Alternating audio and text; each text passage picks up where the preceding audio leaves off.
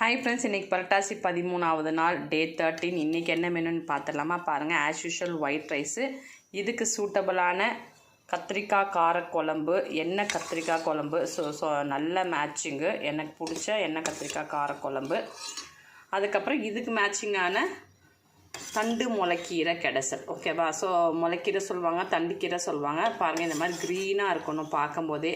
அது பண்ணுறதை பொறுத்து உங்களுக்கு நல்லா நீட்டாக இந்த மாதிரி வரும். ரொம்ப நீங்கள் விசில் வச்சுட்டா க்ரீனரி எல்லாம் போயிடும். மைல்டாக குக் பண்ணி எடுக்கும்போது தான் நம்ம இந்த மாதிரி ஒரு க்ரீன் கலர் நமக்கு நல்லா கிடைக்கும். ஸோ அதுதான் வந்து நல்ல ஹெல்த்தி. ஸோ இதுக்கு இந்த காரமாக இருக்கிறதுக்கு இது நல்ல மேட்சிங்கு. அப்புறமா ஆஸ் யூஷுவல் கேர்டு. ஓகேவா? கேர்டு இல்லாமல் எங்கள் வீட்டில் சாப்பிடவே மாட்டோம். தயிர்.